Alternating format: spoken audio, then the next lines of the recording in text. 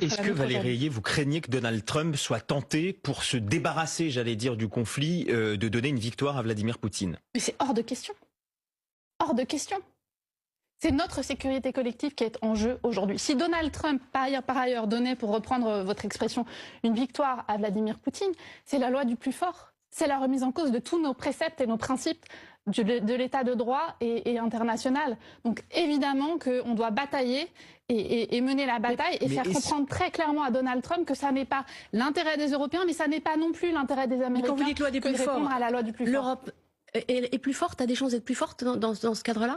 Je le redis, on n'a pas d'autre choix. On a été unis. Maintenant, avec quels moyens?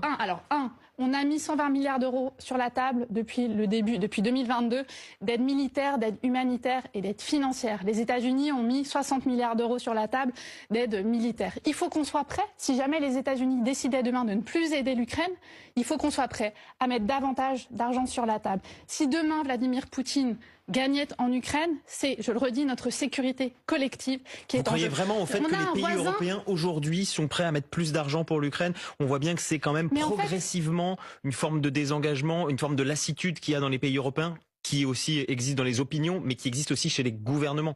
On n'a pas d'autre choix. Vladimir Poutine, il nous menace directement. C'est notre voisin.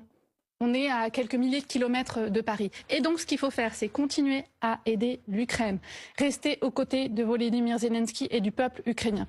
Et c'est avancer sur notre défense européenne. Aujourd'hui, en fait, on se retrouve dans une situation où, schématiquement, on laisse notre sécurité collective dans les mains de quelques milliers d'électeurs en Pennsylvanie, à 6000 kilomètres de chez nous. Ça n'est plus supportable. Donc évidemment, on a besoin de l'OTAN pour assurer notre défense et la solidarité de notre défense collective, mais il faut que l'Europe sache défendre l'Europe. Et ça veut dire engager, mettre plus d'argent sur la table pour mettre en place une défense européenne. Les États-Unis investissent 3 fois plus que nous, 900 milliards d'euros versus 300 milliards d'euros pour les Européens sur leur défense.